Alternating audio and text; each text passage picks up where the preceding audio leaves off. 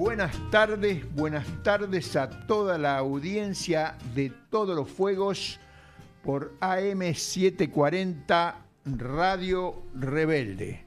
Ahí estamos viendo a Dayana Álvarez en los controles, en la musicalización.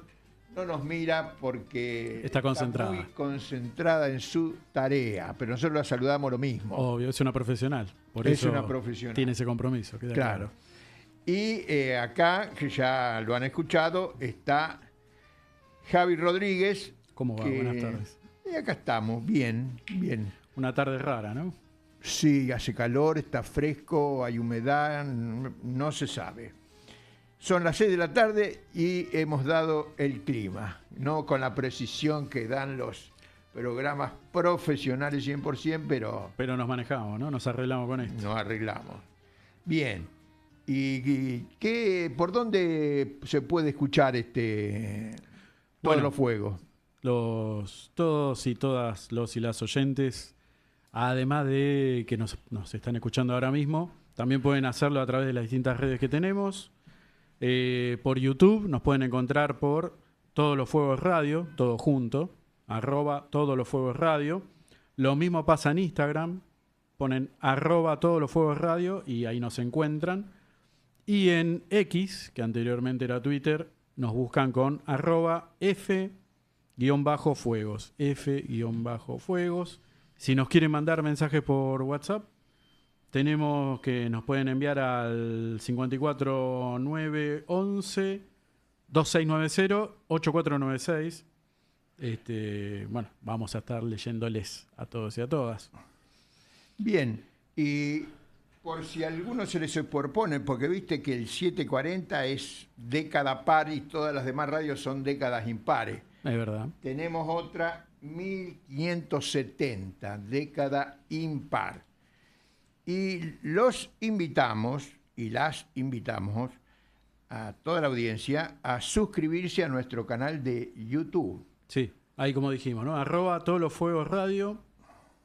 Bueno, buscan por YouTube, nos van a encontrar, se suscriben, okay. Nos siguen y bueno, pueden acceder tanto a este programa que estamos haciendo ahora mismo como a todos los programas pasados que pueden revisitar, volver a ver y opinar. Que hemos crecido, empezamos con muy poquito, creo que tendríamos 10 hace 3 o 4 meses, ahora ya llegamos a 300, que no son muchos, pero son más que 10. No somos pocos y pocas, es bastante. Bueno, así que a suscribirse.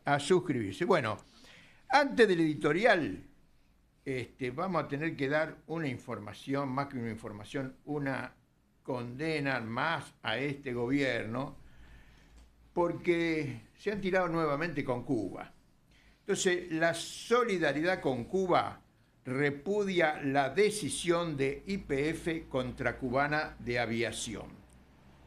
Ante la medida de YPF de no abastecer de combustible a los aviones de Cubana de Aviación en el aeropuerto de Seiza, el Movimiento Argentino de Solidaridad con Cuba, el Club Argentino de Periodistas Amigos de Cuba y la Agrupación Argentina de Graduados en Cuba, rechazamos esa actitud, exigimos que se revierta esta medida que por los considerandos informados por la propia YPF. La propia YPF se hace cargo de aplicar las leyes del bloqueo a Cuba, la ley norteamericana, que en forma extraterritorial adoptan los Estados Unidos, violando leyes nacionales como la ley 24871 del año 1997, que afirma en su artículo primero: serán también absolutamente inaplicables y carentes de efectos jurídicos las leyes extranjeras que pretendan generar efectos extraterritoriales a través de la imposición de bloqueo económico, la limitación de inversiones en un determinado país o la restricción a la circulación de personas, bienes, servicios o capitales con el fin de provocar el cambio de la forma de gobierno de un país o para afectar su derecho a la libre autodeterminación.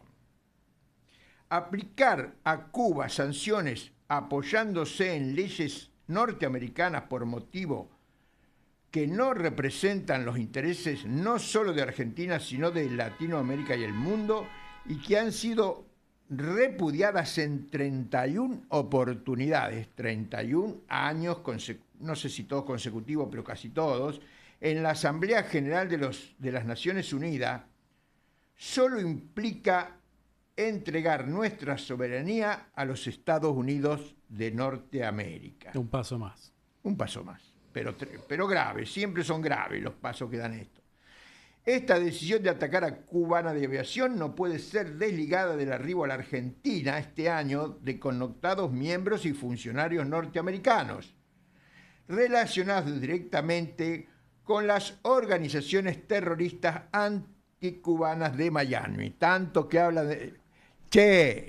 Bullrich, a vos que te mueve el terrorismo. Bueno, ahí te abrazaste con el fulano con el senador Marco Rubio, connotado miembro del terrorismo anticubano.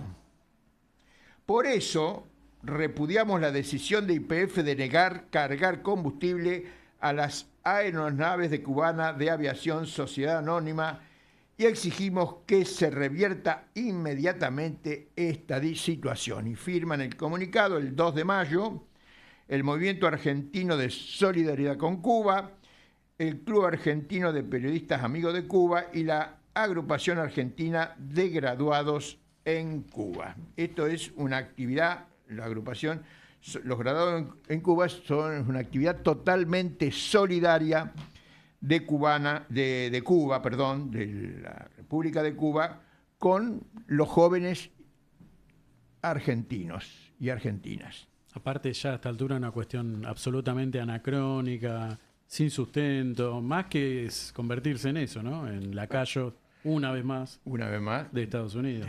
No hay más sentido que ese. Bueno, ahora le avisamos a las y los escuchas, radio escuchas, y también los que nos ven por el canal de YouTube, que el editorial de hoy es medio pesadón, pero bueno, a veces nos toca decir algunas cosas de economía que tratamos de hacerlo lo más aliviado posible. Pero tiene cosas fuertes, ¿eh? El gobierno no se cae porque no hay quien lo empuje. Bien. Claro, porque uno decía, pucha, este gobierno se cae. Esa sensación viene casi del primer día. Carece de estructura, no tiene apoyo parlamentario porque es una... Y ahora el plan económico... No tiene gobernadores propios. Y sin embargo... Hace agua el plan económico, pero no se cae. No. El 28 de abril, el economista Alfredo Zayat escribió en página 12 que el presidente Javier Milei está provocando el colapso de la economía real. La producción y el consumo caen a ritmos de 2 dígitos. Los salarios reales siguen bajando y el desempleo está en ascenso. La economía no está en recesión, sino en hiperrecesión, con probabilidad de caer en depresión si no se produce un giro brusco de la política económica. Y decimos nosotros que giro que, y también lo dice Zayat, ¿no? Pero acá lo decimos nosotros, giro que no se vislumbra. Por el contrario, el presidente pone el pie en el acelerador. La diferencia con otras crisis es que en este caso es autoinfligida. Es como que se agarró un cuchillo y Milei se hizo el Ikebana, dijo. Igual no se lo clava él. Lo está clavando a nosotros. Claro, al país. Claro. Autoinfligida. La devaluación de Harakiri, ¿no? ¿Quién era? No sé, bueno, uno de los... Jaimito, uno de esos dijo él. Bueno, Harakiri en vez de Ikebana. Al revés, Ikebana en lugar de Harakiri. La devaluación del 118% con la que Milei debutó solo fue superada por otras 2, ambas durante el gobierno de Alfonsín, pero entonces producto de un golpe de mercado para apurar su renuncia. Lo que a Alfonsín fue un golpe para voltearlo, con esa medida subió Milei. Oh, increíblemente. El trabajo de Zayat contiene varias cifras de las que solo traemos las más elocuentes. La actividad económica se desplomó 9,7% en marzo, mientras que en el primer trimestre del año acumula un retroceso del 9,4%. Pero para tomar una idea de la gravedad, decimos, los economistas señalan que un 10% de caída, estamos ahí, 9 y pico, un 10% de caída sostenido en el tiempo, 1, 2 años, 3, no un trimestre, pero sostenido en el tiempo, es el principal indicador de una depresión que está en la lona total, a la que la economía argentina se acerca rápidamente. Persistir en esta política solo conducirá al desastre, pero difícilmente caiga el gobierno porque, al igual que un árbol seco, no se caerá salvo que haya quien lo empuje. Los devaneos de diputados y senadores ante la ley Bases es una muestra. De persistir esta situación, es probable que el piloto de tormenta Milei sea reemplazado por otro de la misma compañía. Bien, sí.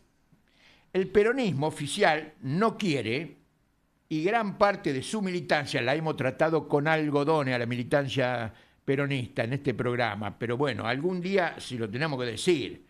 Gran parte de su militancia fue neutralizada hace tiempo con prebendas a la que se acostumbraron, a la zona de confort.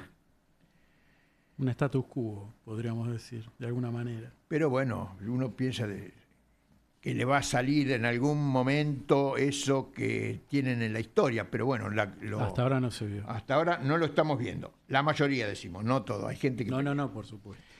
La izquierda, atrapada por su izquierdismo, no atina a levantar un programa de unidad de los sectores populares que defienda la supervivencia misma del país para intentar ponerse al frente de la lucha de todo el pueblo. Había puesto un programa de salvación nacional, pero después no lo puse, para decir...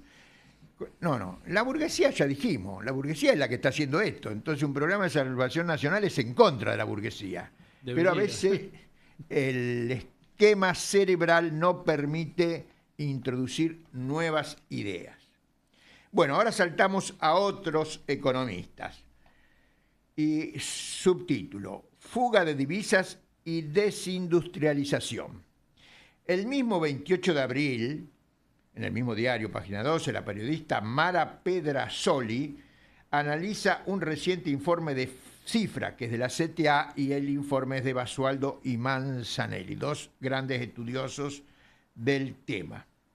Bajo el título Fuga de divisas y desindustrialización, y allí confirman que la fuga de capitales al exterior más que triplicó 3,5, casi 3,6 veces, el valor del déficit fiscal en la historia reciente. Entre 1976 y 2023, un montón de años, casi 50 años, la deuda externa acumuló 286 mil millones de dólares, repito, 286 mil millones de dólares. La fuga de capitales al exterior, 351.900, o redondeando un poco, 352 mil millones de dólares. Mientras que el déficit fiscal primario, que incluye el consolidado de nación, provincias y municipios, llega a 91.400 millones de dólares. Esto es lo que decíamos, más de 3 veces y media, porque 3,51 frente a 100 es 3,51. Es fácil la cuenta, no me he dado cuenta antes. Bueno, no importa, 3 veces y medio más. ¿Por qué? ¿Qué queremos decir con esto? Estos datos revelan el hecho concreto de que muchos miles de millones de dólares se fugaron al exterior, mientras el presidente arroja palabras al viento porque trabaja para la fuga como lo ordena su patrón, el Fondo Monetario Internacional. habla del déficit, pero la fuga es 3,5 veces más grande que el déficit. Milei, ¿te enteraste o estás chueco de los dos ojos? No la ve. No la ve, ¿no? O no la quiere ver. O no la quiere ver. Sí, algo de eso debe haber. Repetimos, la fuga al exterior que hacen tus amigos, las grandes empresas, el capital financiero internacional, etcétera, tus amigos, se llevaron 3,5 veces más que todo el déficit fiscal en la misma cantidad de años. Deja de mentir, Milei. Dice Eduardo Basualdo en el informe que los recursos fugados, estos, dañan la formación interna de capital y no al consumo de los sectores de altos ingresos, restringiendo la industrialización como estrategia de crecimiento más equitativa. A su vez, la dolarización aparece como un extremo que directamente anula la opción de industrializar. Que no es casual, ¿no? No, es todo parte del mismo plan. Continúa el informe diciendo que, sin desconocer que la aspiración de dar un salto cualitativo en la industrialización del país no tuvo futuro por las recurrentes crisis de la balanza comercial que generó 2 ciclos de, ¿cómo se llama?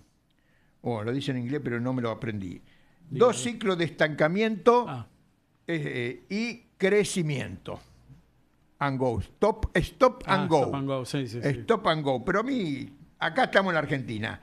Estancamiento y crecimiento, originados en lo que Aldo Ferrer, otro economista muy encumbrado, que falleció hace unos años, llamó el cuello de botella de la economía argentina. Esto es, la industria no genera las divisas para su propio desarrollo. Eso era hasta hace poco, hasta hace unas décadas, lo más grave. Ahora Basualdo agrega que básicamente hay 2 tipos de fuga. No, lo que agrega, pero también esto lo dice Basualdo. Hay 2 tipos de fuga. La que realizan los grupos económicos, tanto locales como extranjeros, y firmas oligopólicas, que representan aproximadamente el 80% del monto fugado desde 1976. Desastroso, pero no casual, sí. Todos amigos de Milei, Macri, ¿quién más puede nombrar? Cavallo, Fundación y Mediterránea, Carlitos Menem, para nombrar los más conocidos. Y la que realizan las personas físicas, dentro de las cuales, en términos de montos, son determinantes los accionistas y funcionarios de los propios grupos económicos. Otros más amigos del Peluca, que estimativamente concentran un 10%. Son unos poquitos comparado con el resto. El último 10%, la clase media. O sea que la clase media, que son muchos miles, 10%. Los funcionarios de estas empresas, que son poquitos, 10%. Y las empresas, 80%. Una barbaridad. La desindustrialización que provocan los recursos fugados debe entenderse desde una lógica política, remarca Pablo Manzanelli, como forma de anular las condiciones estructurales que dan lugar a las alianzas sociales y permiten la emergencia de gobiernos nacionales y populares.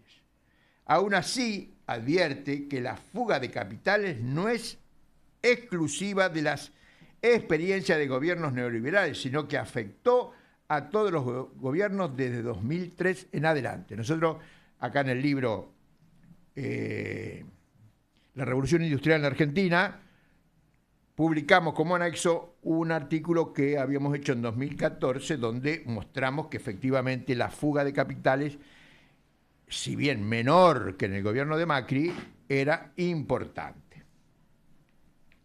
Nueva restricción externa, esto es lo que también dice Basualdo.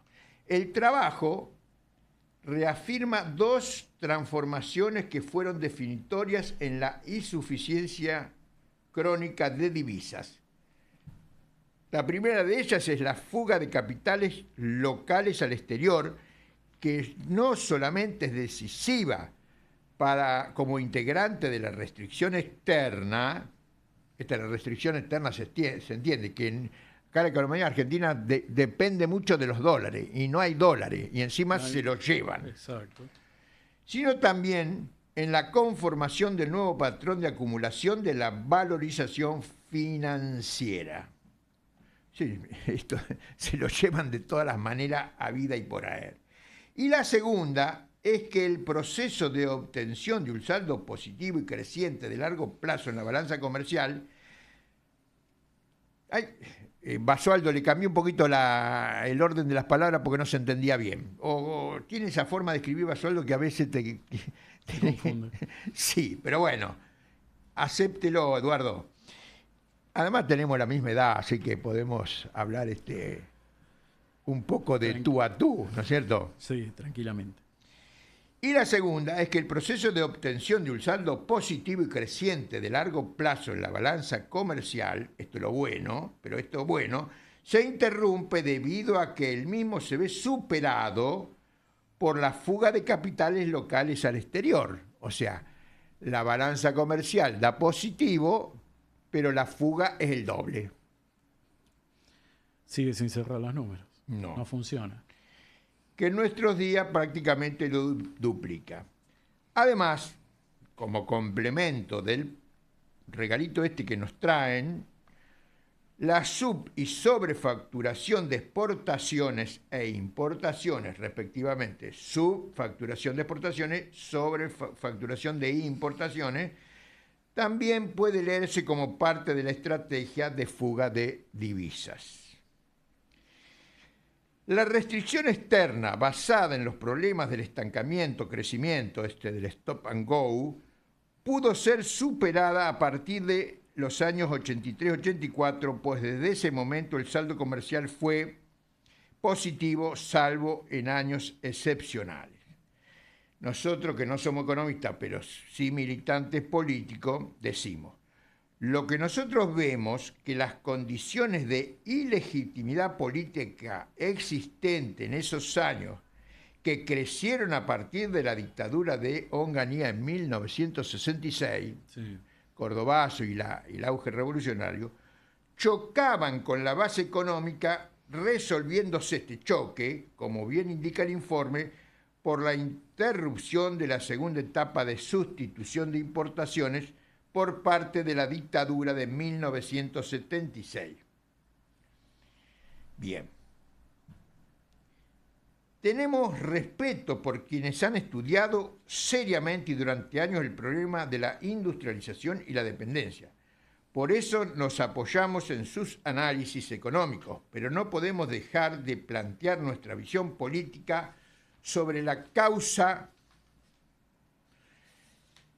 principal de la no industrialización. Porque siempre en última instancia define la política.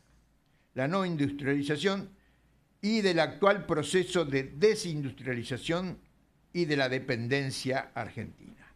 En los últimos 150 años, casi todo, sí, de la historia nuestra, la mayoría los vivimos bajo la hegemonía de una clase capitalista indolente.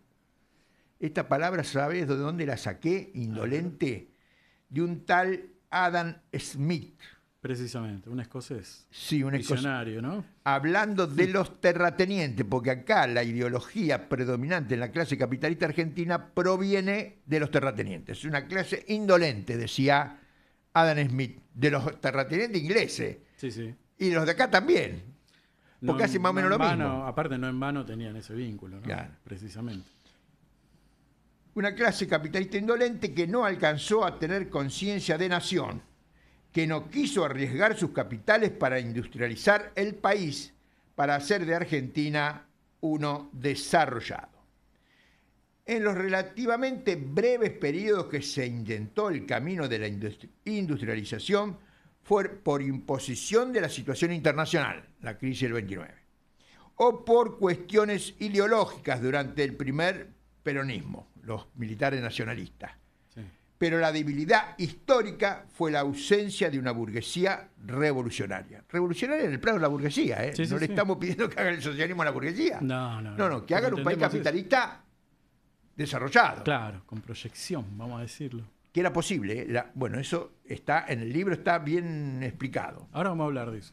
Bueno, de allí que nuestra posición es que la revolución industrial, más que la sustitución de importaciones, nosotros hablamos de revolución industrial, más que de sustitución de importaciones, requiere otra alianza de clases, una que no esté liderada por alguna fracción de la burguesía o por ninguna fracción de la burguesía, porque como dijimos, estas fracciones o están en contra o no se jugaron cuando les estuvo planteado.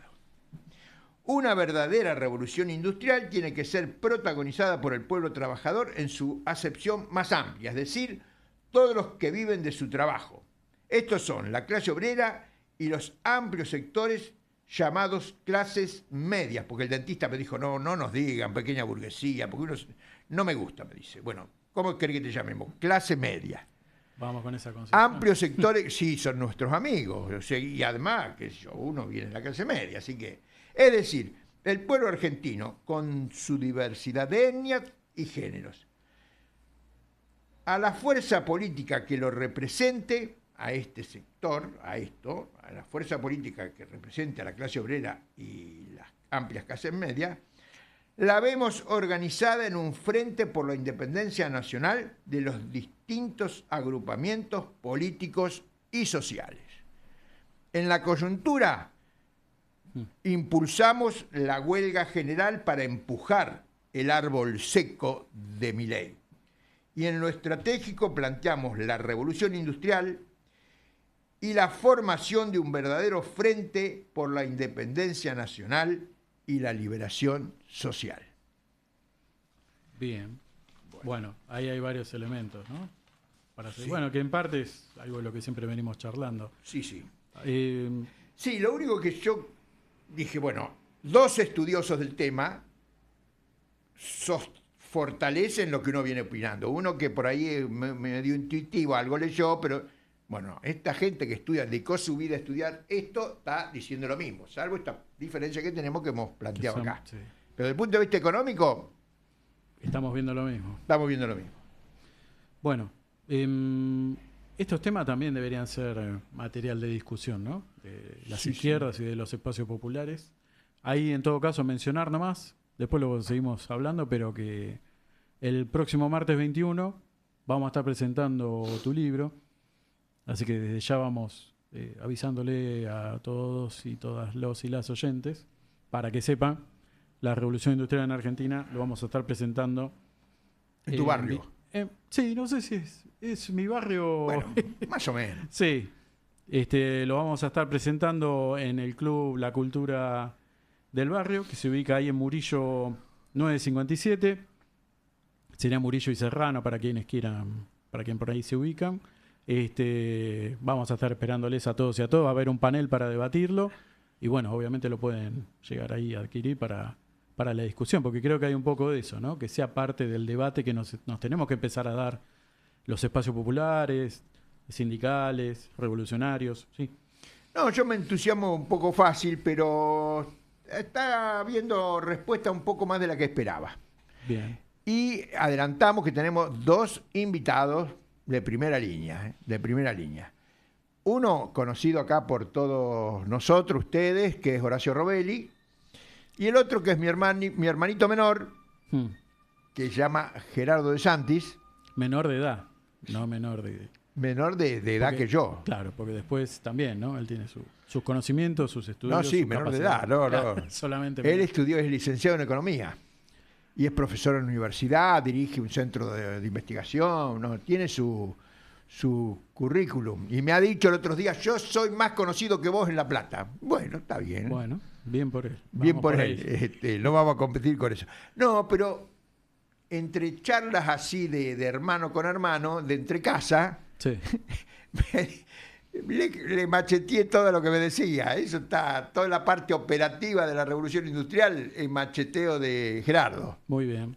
Bueno, vamos a tener eso, que lo vayan agendando todos los oyentes, bien. Todas las oyentes, así ya lo saben, 21 de mayo, ahí en Murillo 957, sí.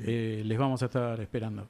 Bueno, vamos a la tandita y volvemos con Mauro Fontella y Javi Rodríguez. Vamos. Radio Rebelde AM740. La radio de todos.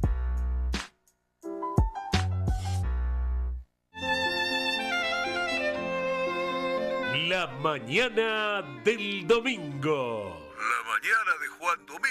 Perdón. La mañana de Juan Domingo. La mañana del domingo con Martín García.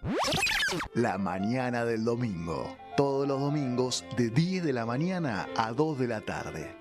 Con la conducción de Martín García y un equipo de la Gran Flauta. La mañana del domingo. La mañana de Juan Domingo. Queridos compañeros y compañeras, nos une la rebeldía. Entre tanto ataque y agitación les traigo una buena noticia. Ustedes saben que para nosotros no hay nada mejor que un día peronista. Bueno, ahora a la tradición sumaremos otros, los domingos Piovano. Domingos Piovano. Sí, los domingos de 14 a 18. La doctora Piovano, ¿qué decimos? La infectóloga del pueblo. ¿Pudiste conocer a tu sobrino al final? Mi sobrina, sí, muchas gracias. Imaginen, 4 horas de encuentros, información, música, humor, política, salud integral. Secciones que harán historia. La siesta del domingo ya no es un bajón. Domingos Piovano, una nueva tradición. Sumate a la misa. No lo soñé, pero aquí está. Domingos Piovano, con Gabriela Piovano. Domingos de 14 a 18. Los jueves a las 7 de la tarde, Rebeldes por Malvinas. Un programa que analiza la realidad desde la óptica de la soberanía de nuestro pueblo argentino. Rebeldes por Malvinas.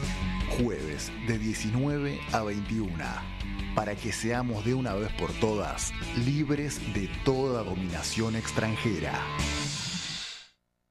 Salir por arriba, 5ª temporada. Ideas, causas y acciones para resistir con poder. Néstor Picone coordina un equipo que sale de memoria. Lunes, Jardinel, Pagano, Rivas y Tilda Rabi. Los martes con Claudio Lozano, Mushnik y Fabio Basteiro. Miércoles, Robelli y Mónica Bianchi. Los jueves, Creines y Pepe Esbatela. Y los viernes con Arismendi de Venezuela, Almeida de Brasil, Cardoso de Uruguay y Carlos Tomada, nuestro ministro sin cartera. Todos los días de 10 a 11.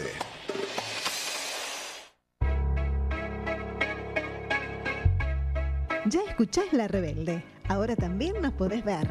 Mirá la programación en vivo de AM740 en YouTube.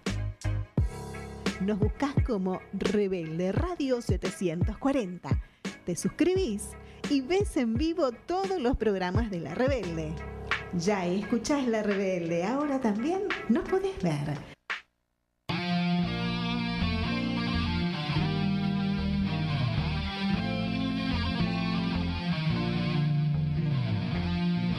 Bueno, entramos en la segunda media hora de Todos los Fuegos y vamos al grano directamente a escuchar un audio que nos mandó Mauro Fontenla, que está trabajando, está en la escuela dando clase.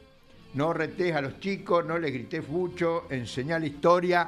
Mauro nos manda el audio hablando de la reforma laboral y cómo implica esto sobre los trabajadores y algo de las internas de los partidos del sistema. Vamos con Mauro. Buenas tardes, compañeras, compañeros, Daniel, Dayana, Javi, aquí les habla Mauro Fontenla y vamos con una nueva columna semanal acerca de la situación del movimiento obrero, pero fundamentalmente en la columna de hoy vamos a estar trabajando qué es lo que se viene, digamos, dentro de 3 días, es decir, el jueves 9 de mayo, el día del paro general. Segundo paro, digamos, el 24 de enero fue el primero y el jueves va a ser el segundo paro llevado adelante por la CGT en contra de las medidas desarrolladas por el gobierno de Javier Milei. Venimos de una semana particular que para algunos fue bastante dura, debido a la votación, a la media sanción que se le dio en diputados a la ley de bases. Ley de bases que, a pesar de que el conjunto de negociaciones fue modificándola, digamos, el contenido sustancial sigue siendo el mismo. O sea, el contenido es de un mayor ajuste, de una mayor precarización y de uno de los mayores ataques a los derechos históricos conseguidos por la clase obrera y el pueblo argentino. Digamos, ataca las jubilaciones de las mujeres, ataca los derechos más básicos, como por ejemplo el derecho a una indemnización, ataca la estabilidad del empleado público que se encuentra en el artículo 14 bis de la Constitución Nacional, ataca la estabilidad del trabajador privado también, porque legaliza y aumenta los periodos de prueba. Bueno, es decir que en esta situación de medias sanciones que se enmarca el conjunto de actividades que se van a desarrollar esta semana. ¿Qué estamos viendo para el 9 de mayo? Recientemente, hace algunos minutos, leyendo algunos artículos, vemos que el paro del día 9 está tomando un carácter muy, muy importante, ya que, por ejemplo, algunos gremios como ferroviarios, subtes, gastronómicos, comercio, aeronáuticos se han plegado a él, e incluso la UTA ha dicho que va a participar de la jornada, es decir, que el día jueves no habría transporte. Ahora, ¿qué significa esto? ¿Esto está impulsado por la CGT? Bueno, nosotros tenemos que decirlo que terminantemente no. Al igual que el Congreso, que vota una media sanción, digamos, la Cámara de Diputados, que vota una media sanción que ataca a las mayorías trabajadoras del pueblo, porque muestra su carácter de clase, de defensa, digamos, de las ganancias de los grandes capitalistas de la Argentina y multinacional, vemos que la CGT se ha convertido, o que en realidad históricamente lo fue, bueno, en una casta que defiende los intereses de la burguesía dentro del seno de las organizaciones de la clase obrera. Es decir, no nos podemos olvidar que vamos a un paro encabezado por una representación sindical que ha pactado la reforma laboral que va a afectar a los miles y miles de trabajadores, digamos, que forman parte de su propio sindicato. Entonces, bueno, ¿qué significa esta aparente contradicción? Bueno, esto lo que significa es que el paro que llama la CGT está llamado porque la presión de los trabajadores y el descontento ante la votación de la ley es muy fuerte, y es tan fuerte la presión que, bueno, los tipos por lo menos tienen que mostrar que hacen algo, aunque pactaron la reforma laboral. Ahora, así como pactaron la reforma laboral, se ausentaron de las movilizaciones del día lunes y martes. Miren, el PRO y el radicalismo prácticamente se han adherido a las políticas de La Libertad Avanza. Algún diputado ha salido a decir que estaba en contra de tal o cual artículo, pero ha terminado votando en general positivamente. El peronismo se doblegó, lo que le deja margen para hacer una denuncia, digamos, por lo menos de tipo verbal, porque el sector que denuncia y que vota en contra es el sector al mismo tiempo que en las calles se ausenta, que no participa de las movilizaciones o de las acciones directamente planteadas en las distintas asambleas, digo, desde el centro de estudiantes hasta comisiones internas de fábrica hasta asambleas barriales. Bueno, el sector que constituye hoy Unión por la Patria se ausenta de esos espacios y cuando está, llama a la desmovilización. Ahora, para el día jueves, nosotros estamos observando que muchos sectores vinculados justamente al kirchnerismo y al peronismo en general están llamando o están agitando la idea de una gran movilización que rodee el Congreso. ¿Qué significa esto? Bueno, esto se enmarca también dentro de la necesidad que empieza a desarrollar el peronismo, desde sus actores principales, que mediáticamente parecen estar peleados, pero están todos realizando el mismo armado político. Hablo fundamentalmente de Guillermo Moreno y de Cristina. Un Moreno que apoya las reformas que se están llevando adelante, pero que cuestiona la forma en que el gobierno las va a aplicar, y una Cristina que mediante sus cartas, como por ejemplo habla de la necesidad de una modernización laboral, ¿no? Que no es otra cosa que la reforma laboral que encara Milei y el ajuste que significa para los trabajadores. Entonces, bueno, ¿qué significa esto? Bueno, en principio dos cosas. Primero, que el peronismo ya está preparando el frente anti-Milei que pretende encarar y que pretende encauzar hacia el momento de la sustitución de este gobierno. Recordemos que algunos dirigentes peronistas hablan de que técnicamente el gobierno está terminado, pero que bueno, que falta quien lo sustituya. Entonces, el peronismo está en ese reacomodamiento y en segundo término, lo que muestra es esta necesidad de ser muy cuidadosos ante el conjunto de movilizaciones que despliega el pueblo. Lo han dicho sus propios dirigentes, ellos van a actuar dentro únicamente de la institucionalidad y siempre, digamos, de manera vertical y ordenada para garantizar que las relaciones sociales que se vienen llevando adelante en la Argentina, que no son otra cosa que las relaciones sociales de tipo capitalista, sigan garantizadas. Ahora, ¿qué intenta el peronismo con esto? Bueno, sumar dentro de sus filas al sector de la Unión Industrial Argentina, que pese a haber manifestado su apoyo al gobierno hacia 2 o 3 días, también ha manifestado su descontento con algunas de las medidas que lleva adelante el gobierno. Dentro de la Unión Industrial Argentina hay una fuerte tensión entre el sector que dirige, bueno, quien de alguna manera tiene la representatividad, que es Paolo Roca de Techín, que está vinculado a la exportación de petróleo y gas, y el sector más bien industrial, mercado internista, que se está viendo afectado por algunas de las medidas, digamos, de apertura de importaciones que está llevando adelante el gobierno. Entonces, bueno, dentro de esa tensión es que el peronismo construye este frente, digamos, para la defensa del capital nacional. Ahora, la pregunta es, ¿este capital nacional se posiciona en contra de todas las medidas que está llevando adelante el gobierno y que afectan al conjunto del pueblo argentino, que afectan a las mujeres que no se van a poder jubilar, que afectan a los trabajadores que les van a descontar impuestos a las ganancias y además le van a descontar un fondo de cese laboral? Bueno, no.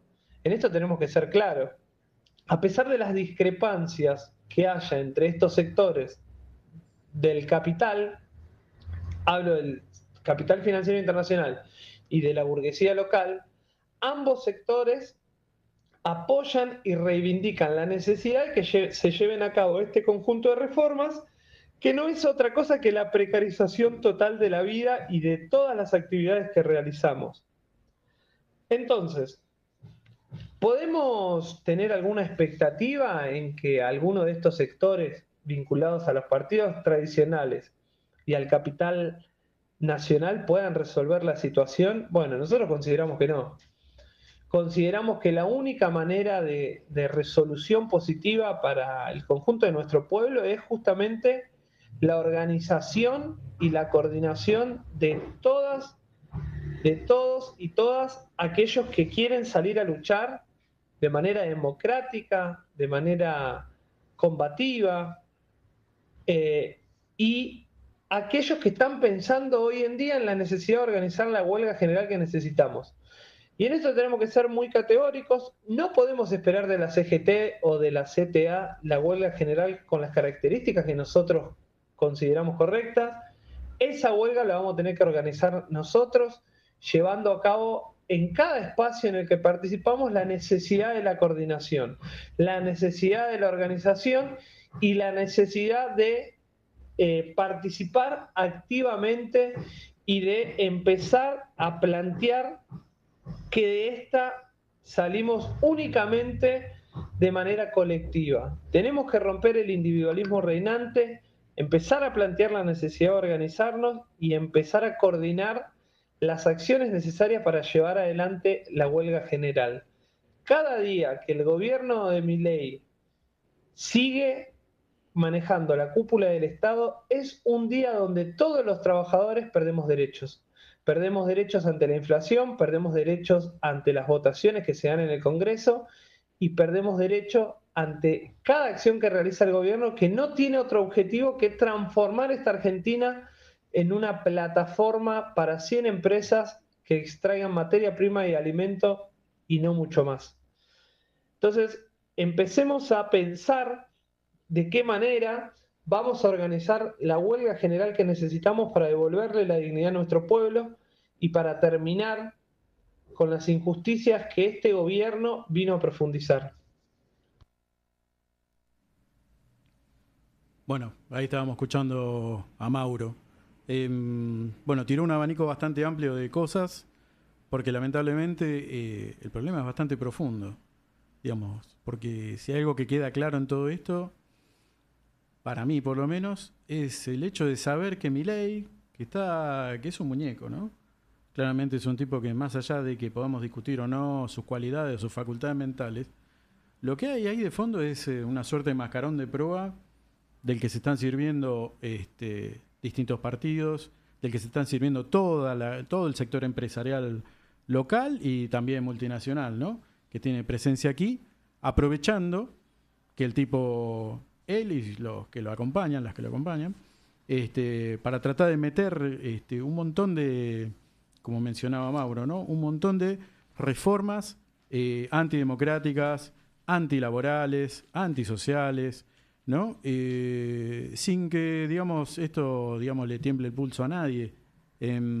Particularmente algo que vimos el pasado lunes y que lo charlábamos, ¿no?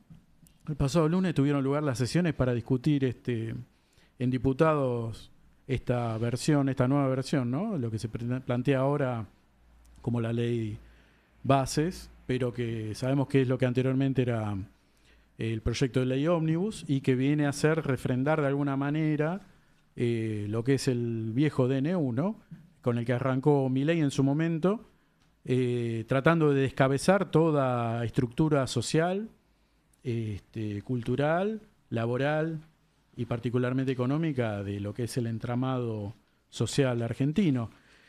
Bien, el pasado lunes tuvieron lugar estas sesiones que se suponía que iban a tener una larga duración y sin embargo resultó que después se terminó aprobando de un modo casi express y con bastante, digamos, holgadamente, más allá de la oposición general que aparentemente expuso la bancada de Unión por la Patria y obviamente la bancada del FIT, que digamos fueron los únicos que se opusieron, pero sin embargo después el rejunte de la bancada de la Libertad Avanza, Hacemos Coalición Federal, las distintas vertientes del PRO, el radicalismo y un montón de partidos provinciales, casi digo policiales, mira cómo se me escapa, el inconsciente, terminaron aprobando un montón de reformas desastrosas y que encima en estos momentos están siendo materia de discusión interna porque hasta parece ser que cuando se votó el capítulo que se le dedicó a la reglamentación o desregulación del tema del tabaco,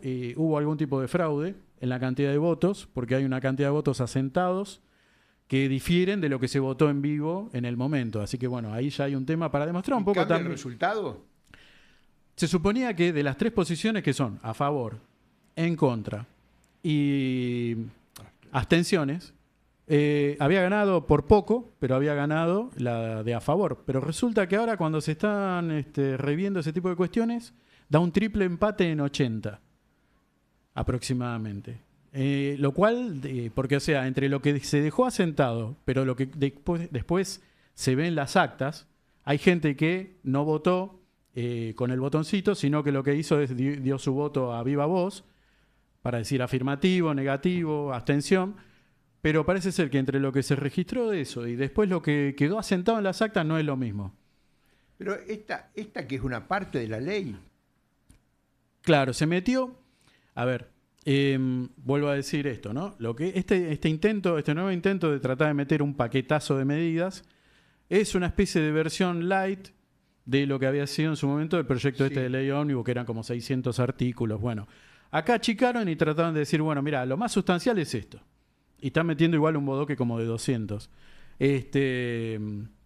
Divididos por capítulos, digamos, dependiendo de qué asunto aborda cada uno. Todos esos capítulos entran dentro de una sola ley. Una sola ley, que es este proyecto, que es lo que se sancionó el lunes pasado y se aprobó. Pero eso ganó por bastante. Sí.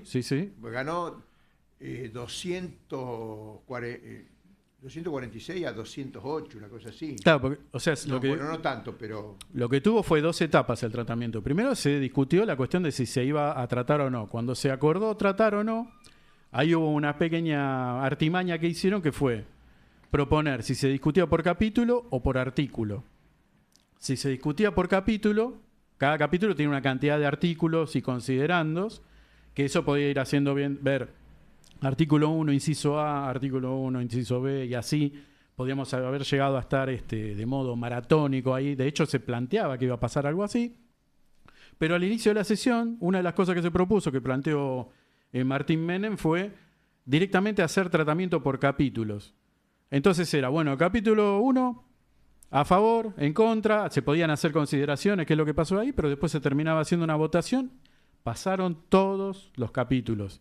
Una vez que entró la aprobación del tratamiento general, después entraron todos los capítulos, hubo mínimas modificaciones que no afectaron absolutamente en nada, y hasta se dieron el lujo de meter este capítulo dedicado al tabaco que estoy mencionando, que bueno, es para después sentarse a charlar, por ahí ahora no viene al caso, pero digamos...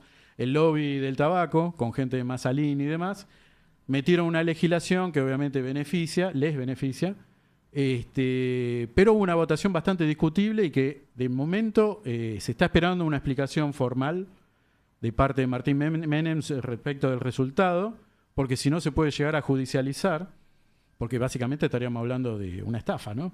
¿Se cae el capítulo o toda la ley? Yo entiendo que se cae toda la ley y no se porque se pasa a judicializar porque se entiende que hubo una estafa, ¿no? Básicamente, claro. Y a partir de ahí empieza un proceso judicial, por lo cual se frenaría la ley, no se podría abordar en el Senado, que es lo que se está intentando hacer ahora, y bueno, y andás a ver si en algún momento eso se resuelve o no, pero digamos, ese sería, digamos, como el principal problema que hay ahora.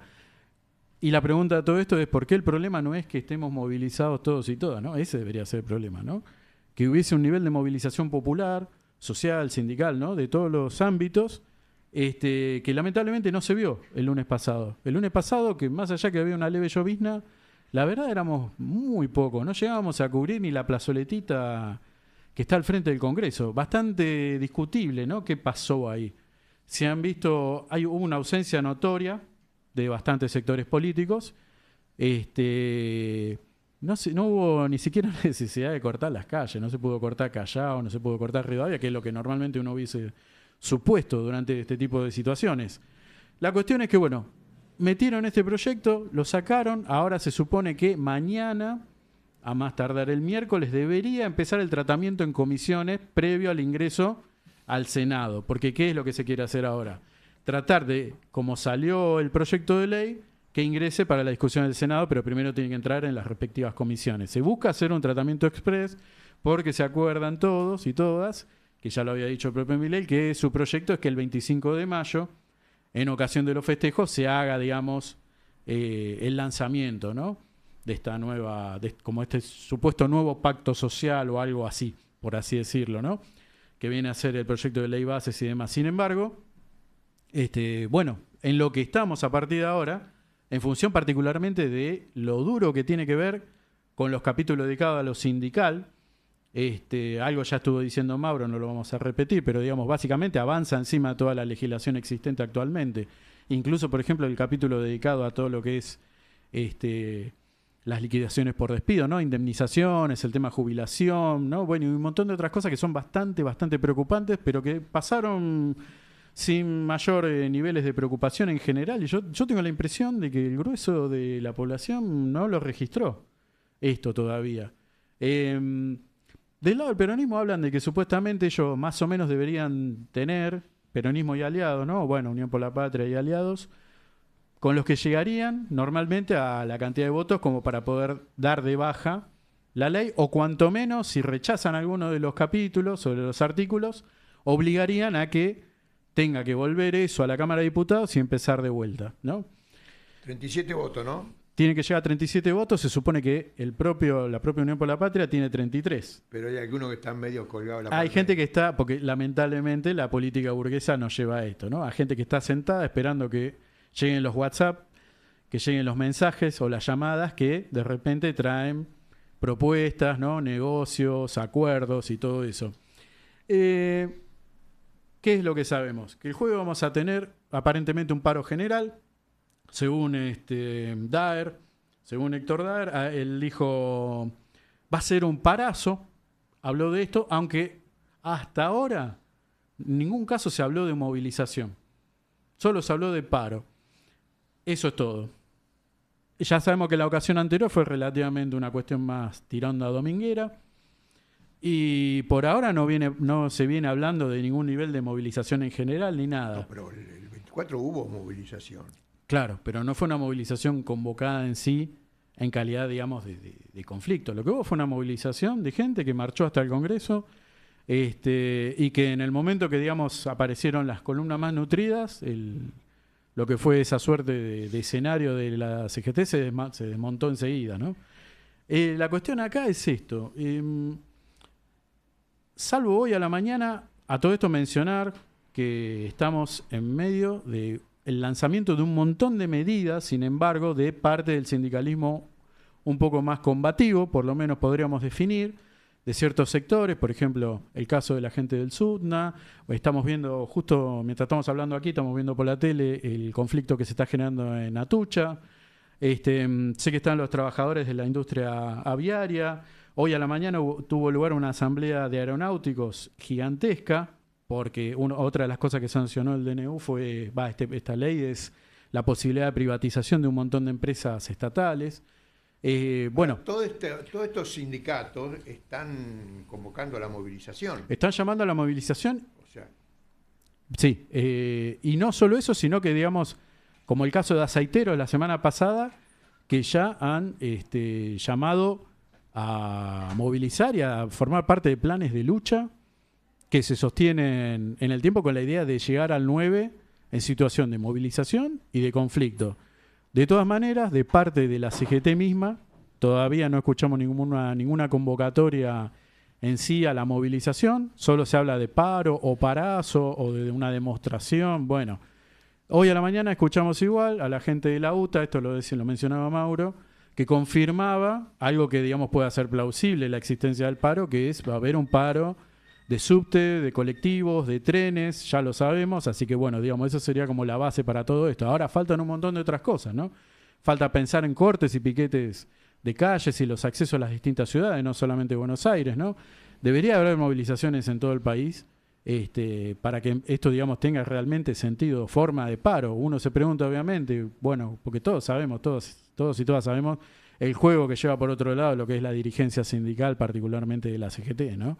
Ellos están negociando sus propias cuestiones, ellos mismos están negociando su propio proyecto de reforma laboral. Bueno, yo por lo menos en lo personal creo que este jueves habrá que estar, habrá que participar. Lo principal que tiene que suceder ahora es poder, cada cual en el sector en el que esté, en el lugar en el que esté, en el barrio en el que esté, tratar de participar y aportar a un paro porque, digamos, el conflicto es doble, ¿no? Por un lado, contra todas estas burocracias enquistadas y que pactan, ¿no? Del lado de los sindicales, y por otro lado, obviamente, contra este gobierno que no hace falta mencionar el desastre que está haciendo. Bueno, entonces el jueves nos encontramos en la calle. Nos vemos en la calle. Todos los Fuegos va a estar junto con los sectores movilizados.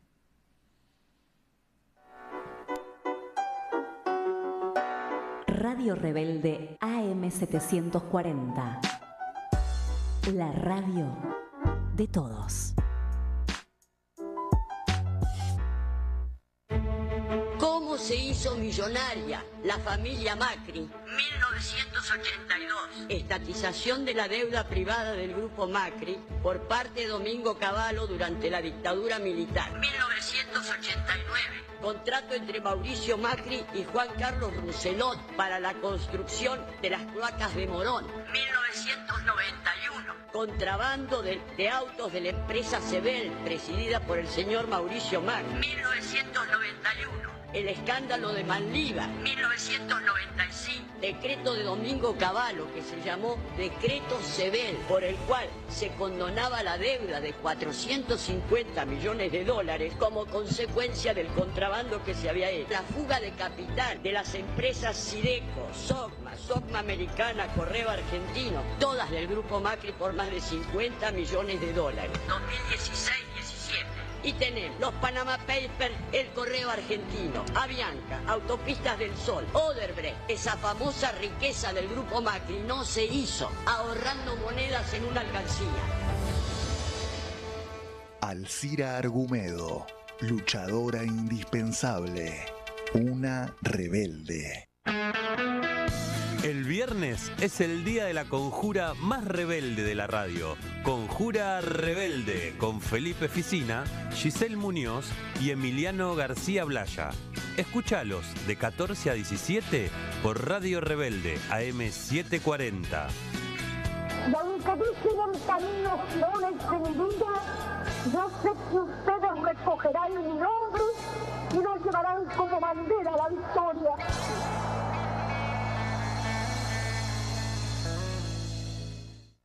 Radio Rebelde en Instagram.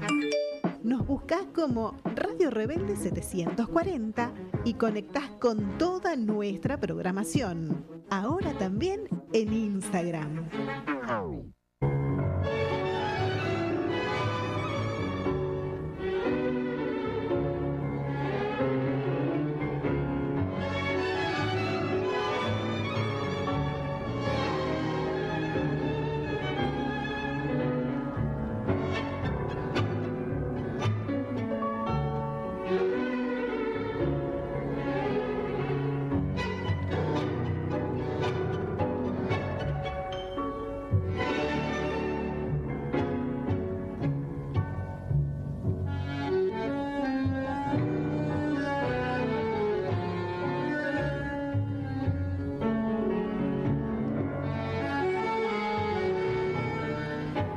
Horacio Robelli. Querido Daniel, muchas gracias por ese tangazo Bahía Blanca, por don Carlos D y por don Carlos Di Sarli. Muchísimas gracias por todo lo que nos gusta el tango. Estamos complacidos con esta presentación. Decime, Horacio, ¿en qué otro programa te reciben como nosotros? Son muchos. En ninguno. Gracias. En ninguno. Todos los demás te putean, te dicen cualquier cosa. Vos sos una amiga. No, y ahora te vamos a recibir todos los programas con un tango, alguno de Di Sarli y por ahí algún otro también. Y Charles, al que le gusta el tango, sabe que Charles es lo más. Aníbal Troilo le tenía profunda admiración. Cuando actuaba Di Sarli de Bahía Blanca. Sí. Cuando actuaba en Buenos Aires, el primero que estaba en la pila era Aníbal Troilo. Mirá. Si Aníbal Troilo era un exquisito para la música, lo privilegiaba el maestro, un grande, el señor del tango. Bueno, el señor del tango, un grande. Muy bien. ¿Y te gusta Piazzolla? No, hizo tango. Piazzolla hizo tango cuando era joven, cuando estaba con Pichuco, cuando hizo la orquesta con Fiorentino. Ha hecho tango, pero después hizo cualquier cosa. Ese libertango es 5, ni siquiera 2x4, no. Era un gran músico de jazz, un gran músico en general, pero tango es lo que acaba de pasar vos.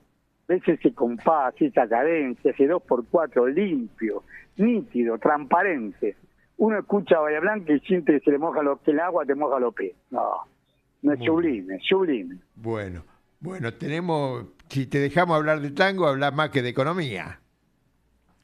Y a mí me gusta el tango, la economía la sufro, porque sufrimos todo porque este país no aprende más y cada vez beneficia una minería más parásita y más rentista. ¿Qué pasó? Más parásita y más rentista. ¿Qué pasó se cae el plan de los 14 puntos de Luis Caputo? Así empezás vos tu nota en el cohete a la luna, que está en tiempo de descuento. ¿Por qué está en tiempo de descuento el plan de Caputo?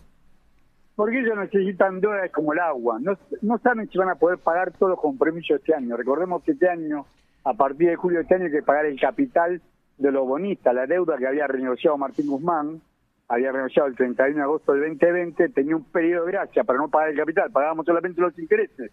Y así estamos, pagando solamente los intereses, ahora hay que pagar el capital a partir de julio. No solamente que empecé a pagar el capital, sino que a partir de julio ya le dijo claramente China, después de todo el destrato que le han dado, que no le va a renovar, no va a renovarle el swap, y que el swap se va a utilizar pura y exclusivamente para comprar los productos a ellos, para el déficit comercial que tenemos con China.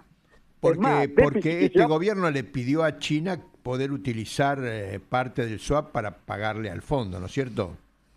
Primero lo había hecho Alberto Fernández y Massa y se lo concedió. Sí. Tanto Alberto Fernández como Massa, Alberto Fernández ha sido protegido por China, ha ido varias veces, lo recibió hasta el presidente de la República Popular China.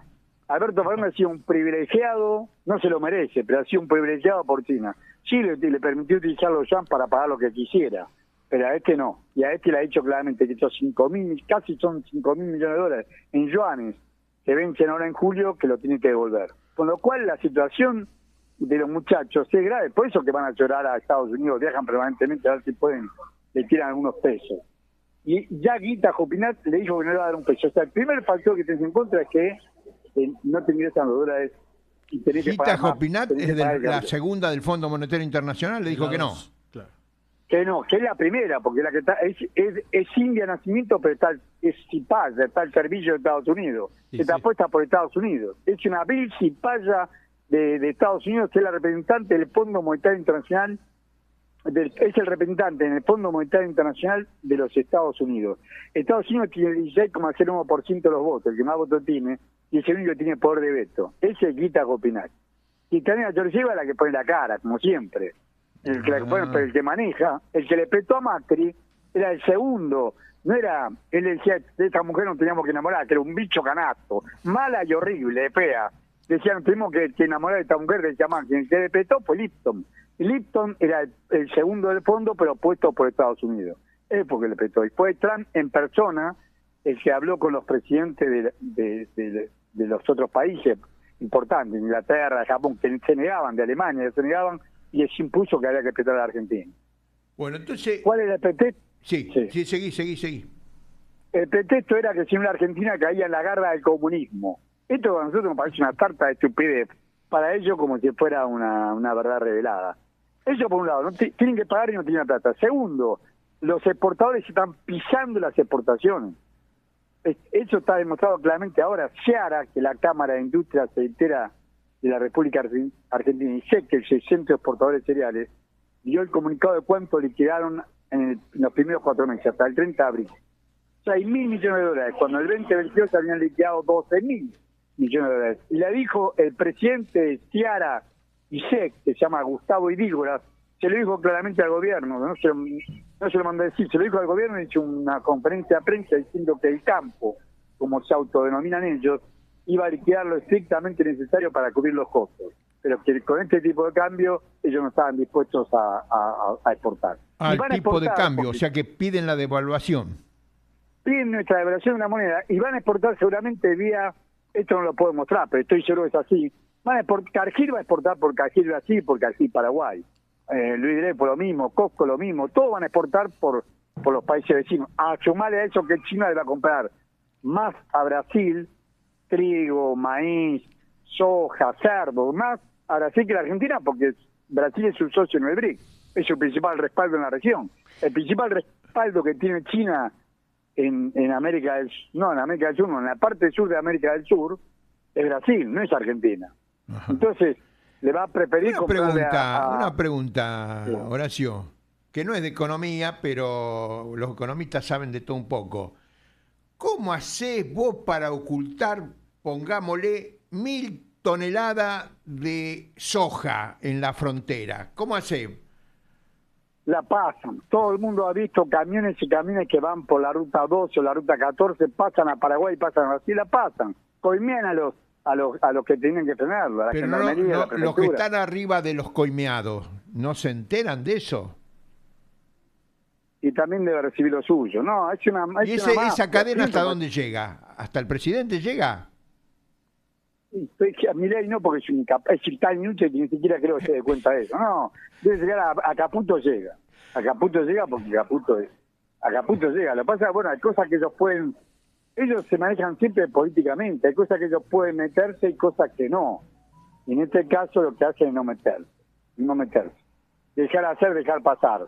Al mejor del tiro liberal, pero porque no tienen fuerza para impedirlo. Y tampoco quieren un choque que le boicoteen que tienen terror, que le boicoteen, que no exporten nada de nada. Entonces, bueno, exportan 2 acá y una afuera, esto supongo yo que debe pasar así, lo deben dejar hacer. Entonces, menos dólares por exportaciones, ellos contaban con 18, 19 mil millones de dólares, este año no va a llegar ni a 12.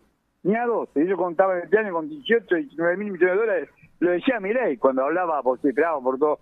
No, esa plata la tenemos, vamos a exportar por tanto. Hoy ya no dice nada, porque sabe que el campo... Le cerró el grifo. Exacto, es el campo. Y después tenés, que es peor, ellos trajeron 32.700 millones de dólares hasta marzo en carga y trade. Esto es, traían dólares, lo pasaban a pesos y compraban títulos públicos y ganaban fortuna con eso. Recordad que el Boncher, que agarra el CES, el coeficiente de estabilización de referencia, es una tabla que se hace con el IPC, con el índice de inflación, con mes y medio de atraso, con 45 días de atraso. O sea, agarraron diciembre, enero y febrero. En marzo agarraron diciembre, la inflación de diciembre y de febrero se pasaron después de la evaluación, o sea, esto es en febrero y en marzo, compraron esos títulos y ganaron la inflación de diciembre, la inflación de enero. Sí, la bicicleta financiera. Entran los dólares, compran peso, compran bonos pagan un interés superior a lo que al interés en dólares. Mientras eso está, tienen los bonos. Cuando eso empieza a caer, venden todos los bonos, compran dólares y se van. Bicicleta financiera. Esto fue monstruoso. Hasta marzo, 32.700 millones de dólares. Pero la pregunta que te quiero hacer, esos 32.000 millones de dólares que... 32.000 millones de dólares que es 32.700. Bueno. Que es mucha plata. Digo, ¿eso en la economía real mueve algo? Es que se financia en el Estado. Es deuda del Estado. El Estado no puede tomar deuda afuera y con esa deuda se financió este hijo de... ¿Qué financia? Financia el déficit fiscal, pero no déficit fiscal provocado por una deuda, porque es deuda para pagar deuda. Con esa plata, con esos títulos, es para pagar deuda externa. Todo el origen real es la deuda que tomó Cambiemos por más de 100.000 millones de dólares que devenga intereses y que la Argentina no ha pagado. Y encima, Alberto Fernández también colocó título de deuda interna, como coloca Milei, no tanto. Pero para que yo no soy economista. Yo digo, bueno, hay 32.000 millones de dólares que entraron, ahora se van. ¿Y de dónde salen esos dólares para irse? De la riqueza argentina. O sea, el que le paga es el Estado. Va a tener que cobrar más impuestos, a reducir más el gasto para poder pagar esos 32.000 millones de dólares en dólares. Porque con los pesos tenemos que pagar dólares para pagarle a estos de que se van. O sea, vienen. El 45% en dólares, más o menos, que es capaz que un poco menos, pero ponele, ¿cuánto se llevan en dólares este carrito? 32.000 millones, trajeron 32.000 millones de dólares, ponele, se llevan 40%, se están llevando 12.000 millones de dólares de regalo. Pero 40% en 3 meses. Bueno, pero pasa que después exactamente se van porque no les estoy garantizando que esto pase. Pero eso sale del bolsillo del trabajador, de algún lado tiene que salir. De todo. De los impuestos, de mayor deuda, porque como no tiene la plata, vuelven a tener deuda y hay que volver a tomar deuda para pagar una deuda cada vez más grande, porque son intereses sobre intereses. Esto es lo que se llama monto. El capital se suma intereses, más intereses, más intereses, y después no termina pagando nunca nada, hasta que defaulteás. Ha pasado tantas veces en Argentina, pasó desde 1890. Ha pasado muchísimas veces. En la comercialidad pasó lo mismo. No pudiste pagar más, default. Acordate que fue Adolfo Rodríguez Sá el que suspendió todo el pago de la deuda porque no la podíamos pagar. No podíamos pagarla. Después vino Kirchner y hizo una fuerte quita. Perdona que yo te llevé para otro lado. Y hay un tercer elemento, me parece que ibas a hablar, ¿o no? Claro, el primero es que no están liquidando las exportaciones del campo, como ahorita llamarse a ellos, no están liquidando las exportaciones. El segundo, que se les acabó el carrete. El tercero, hay una fuerte caída de la recaudación en pesos. Ellos han hecho un brutal ajuste fiscal, pero por ejemplo han hecho a los jubilados, le han bajado no menos del 30% en promedio, no menos del 30% de sus remuneraciones, de los saberes previsionales. Pero la caída en los aportes y las contribuciones previsionales fue peor. Tanto los patrones como los trabajadores que no han aportado, pero que el patrón nos depositó, es más profunda que lo que ajustaron en la jubilación. Es más profunda la caída de la recaudación de los aportes previsionales, de aportes y contribuciones previsionales, que lo que ajustaron la jubilación. Ajustaron la jubilación de balde, ¿por qué es eso? Porque hay una caída en el nivel de actividad. Estamos entrando en lo que se llama depresión económica. O sea, cuando cae el Producto Bruto violentamente y cuando cae la inversión interna bruta fija. ¿Puedo decir el estudio que lo hace, que lo dice? Sí, ¿cómo no? Orlando Ferreres reconoce que en abril es peor, en marzo el Producto Bruto cayó 8,9%, la inversión 22,3%, la inversión interna bruta fija. Cuando cae la inversión, ¿quién va a invertir si no venden? No invertís, no ponés un peso porque no vendés. Preferís comprar títulos públicos, hacer la timba financiera esa. Y pasar saludos si te ya lo dijimos varias veces hoy en el programa, Horacio. No, perdóname que te apuro porque tenemos que hablar del 70 aniversario de uno de los grandes triunfos. Muy bien, está perfecto. Pero te queríamos preguntar, y con semejante desastre económico, ¿por qué no se cae el gobierno? Porque falta organización política. Si vos lo tenés a un tipo como Pichetto, que en nombre de la CGT negoció con Milei esta ley que ellos llaman ley base y punto de partida para libertar a los argentinos, tiene todo un capítulo que ni la dictadura militar ni Menem se animaron a hacer de flexibilidad laboral. ¿Quién lo aboló? El hijo de puta de la CGT de Daer. El hombre de Daer que habla con Milei es Pichetto. Ahí no se puede Pichetto, es el que hace de puerta entre la CGT y Milei. Por eso que aprobaron esos artículos. Le aprobaron esos artículos porque la CGT aceptó, porque mientras no le toca la caja a ellos, le iban a sacar la obligación de los aportes sindicales, iban a sacar todo eso, no sacaron nada porque la CGT no. La CGT lo único que le interesa es el negocio de ellos. Después los trabajadores Entonces, Horacio, para cerrar, tenemos que armar el frente por la independencia nacional de todos los argentinos que queremos la independencia de este país. Estoy convencido, compatriota, como decía don Arturo Jauretche, o es para todos el invierno o es para toda la cobija. Yo soy más del palo de Silvio Frondizi, nuestro amigo, compañero y militante que murió asesinado en los campos de Seiza. Pero bueno, todos juntos en contra del imperio por el frente por la independencia nacional. Totalmente de acuerdo. Bueno, entonces hablando de la independencia nacional, vamos a escuchar una explicación de 10 minutos, 11 casi, sobre uno de los dos mayores triunfos prácticamente de todo el siglo XX, de casi todo el siglo XX del tercer mundo, que fue la batalla en Vietnam, en la aldea, en la región de Dien Bien Phu, un triunfo extraordinario de las fuerzas vietnamitas en el año 1954, dirigida por el general, que no era un general de carrera, aprendió en la lucha, el general Giap, extraordinario general Giap, que derrotó a 3 imperios.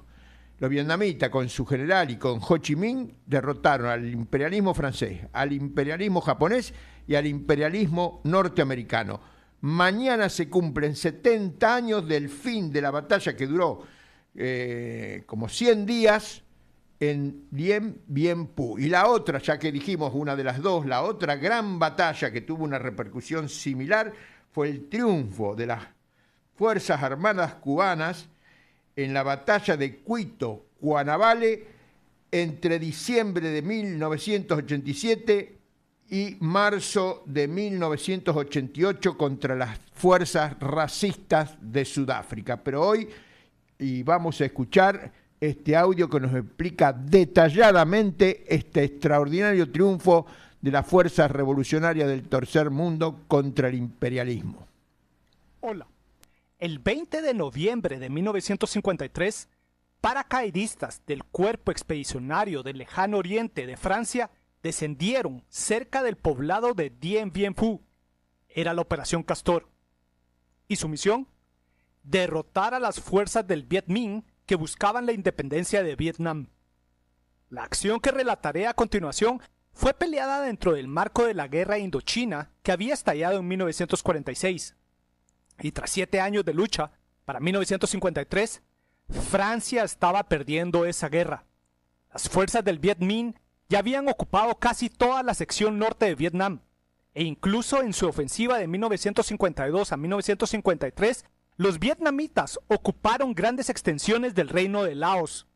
Entonces, para el año de 1953, los franceses decidieron pasar a la ofensiva, para así hallarse en una mejor posición diplomática cuando fueran a la inevitable mesa de negociaciones de paz con el Viet Minh. La Operación Castor precisamente buscaba obtener ese éxito, y aquel 20 de noviembre de 1953, las unidades aerotransportadas que descendieron cerca de Dien Bien Phu capturaron y se lanzaron a reparar a una vieja pista aérea japonesa de la Segunda Guerra Mundial, porque a ellos se les había ordenado crear un erizo defensivo que atraería en su contra ataques del Viet Minh. Y precisamente esa posición defensiva sería reaprovisionada por un puente aéreo. Y el erizo defensivo fue seleccionado por los franceses por una experiencia previa que tuvieron en su combate contra los vietnamitas. De noviembre a diciembre de 1952, las fuerzas del Viet Minh, bajo el mando del general Vo Nguyen Giap, se lanzaron contra el campamento fortificado francés de Nha San. Y contra esa base francesa, los vietnamitas lanzaron ataques frontales y fueron derrotados, sufriendo cuantiosas pérdidas en el proceso. Entonces, los franceses buscaron repetir esa victoria, pero a una escala mucho mayor.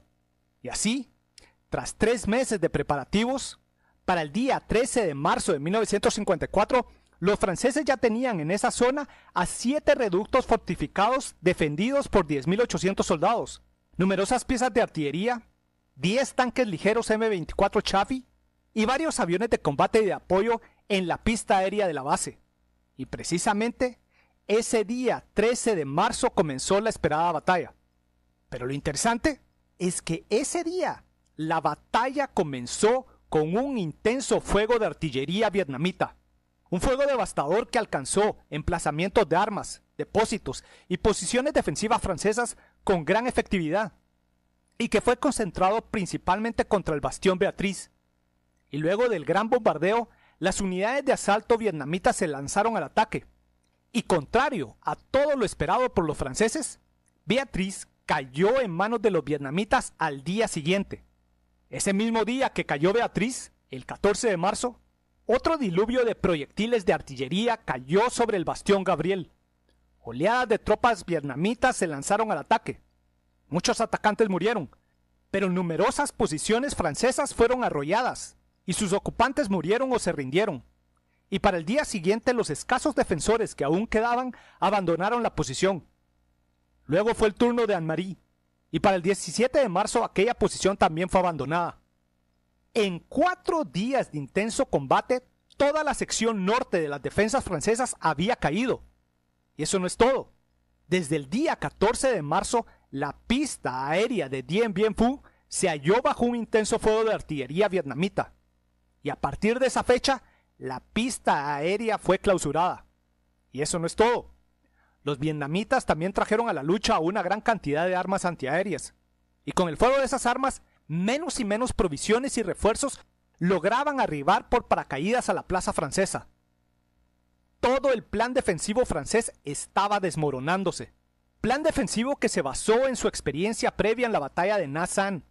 Pero precisamente lo que los franceses no consideraron es que el general Giap analizó por qué él había fracasado en aquella batalla. Y Giap reconoció una simple realidad. Sin artillería que ablandara las defensas francesas, no podría triunfar. Así, desde el momento que Dien Bien Phu fue identificado como un futuro bastión francés, Giap tomó su tiempo para prepararse, y por cerca de 2 meses, tropa arribó desde distintos puntos. y además miles de pobladores locales fueron puestos a trabajar en la jungla, estableciendo caminos y transportando toneladas de provisiones y cientos de piezas de artillería de todos los calibres que fueron emplazadas en las colinas que rodeaban a la posición francesa. Así, para el 13 de marzo, los vietnamitas ya tenían a 50.000 soldados en el campo de batalla, apoyados por una enorme cantidad de artillería, y con el devastador fuego de esas armas, las posiciones francesas fueron desbaratadas. Eso sí, también hemos de reconocer que en sus asaltos, los infantes vietnamitas enfrentaron una obstinada resistencia, y en los primeros 4 días de acción, sus grandes logros fueron ganados pagando un alto costo en vidas. Por esa razón, desde el 17 de marzo al 30 de marzo, los vietnamitas iniciaron una pausa consolidando sus posiciones y aislando al bastión Sur Isabel de la posición central. Y tras esa pausa de 2 semanas, el 30 de marzo se inició nuevamente la acción.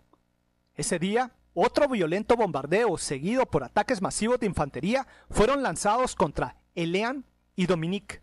Ese día el 60% de Dominique y el 30% de Elean cayeron en manos del Viet Minh, mientras que ataques menores contra Huguet fueron rechazados por los franceses.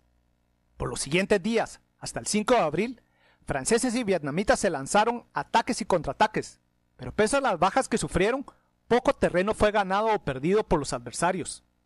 Así, por segunda vez los vietnamitas realizaron otra pausa, esta vez de casi todo un mes, desde el 5 de abril al 1 de mayo.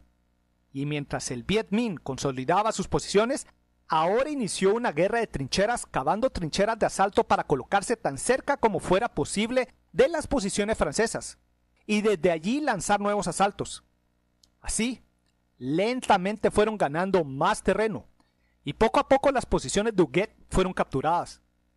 Pero tras ese mes de guerra de trincheras, en la noche del 1 de mayo, el Viet Minh inició su ataque final, que comenzó con otro intenso bombardeo y asaltos de infantería contra Elean y Dominique.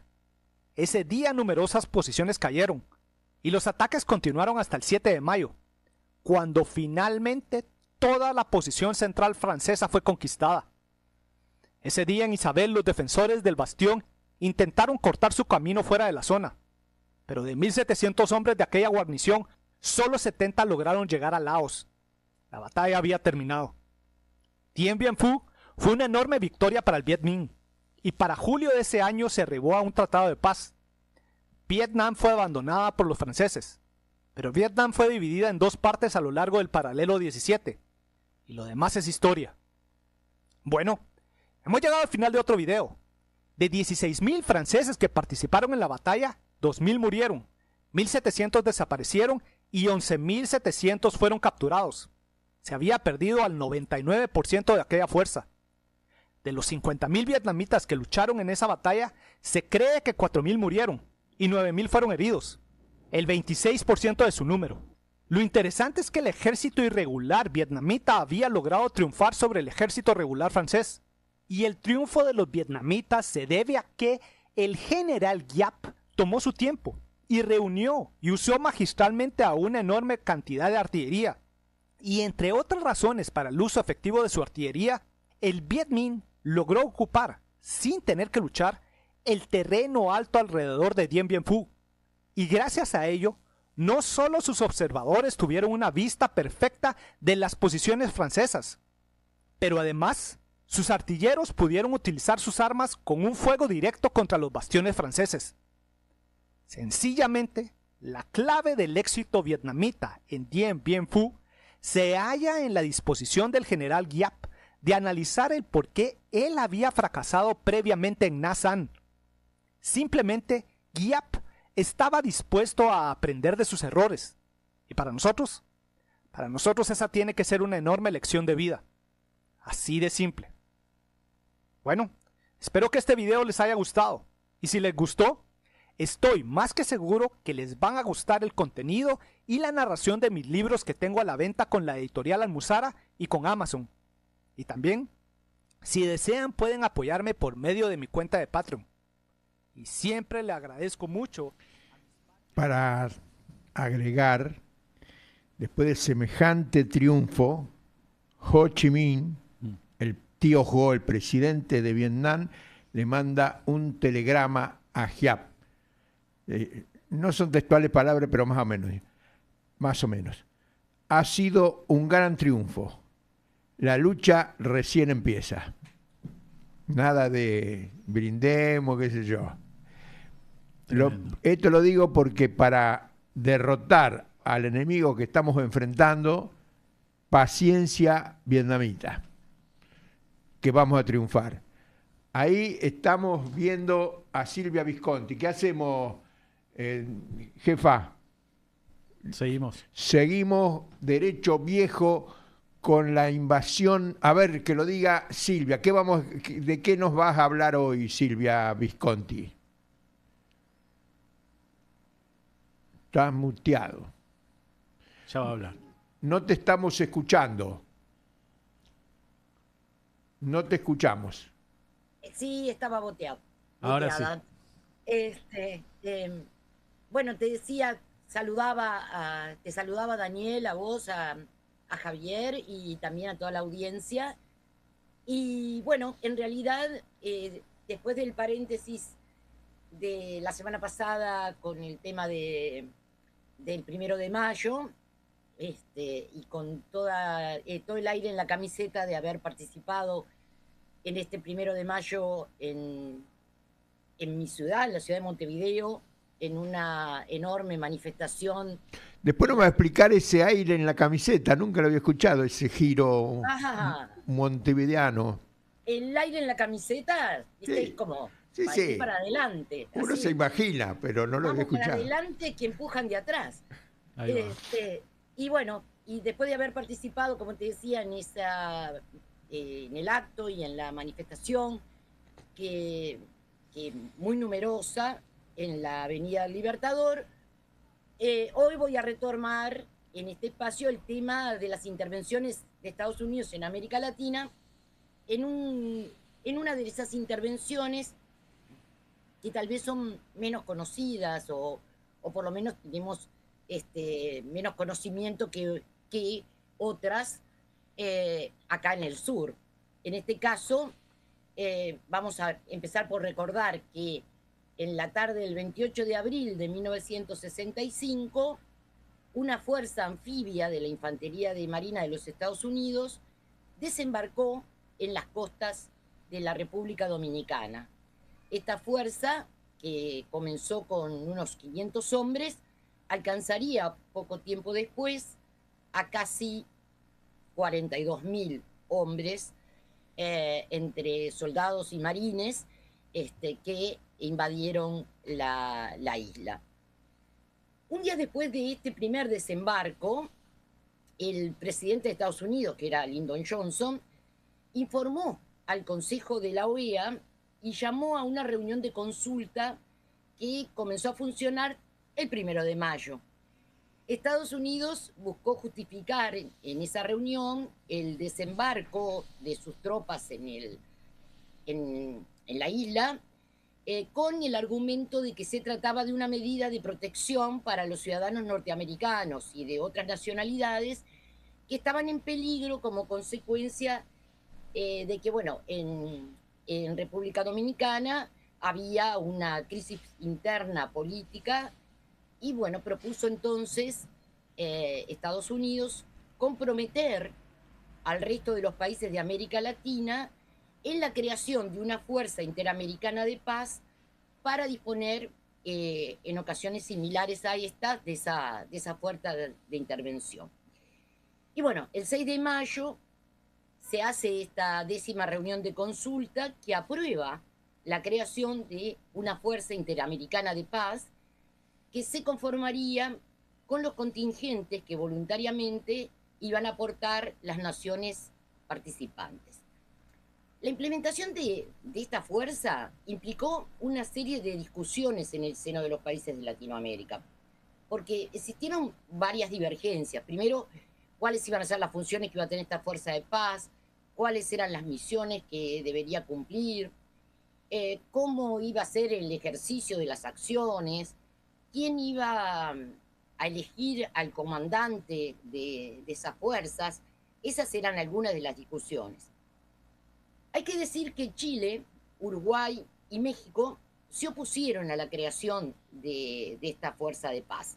Argentina apoyó la creación de la fuerza, pero cuando esta fuerza iba a actuar en República Dominicana, Argentina se resistió al envío de tropas de su país a la República Dominicana.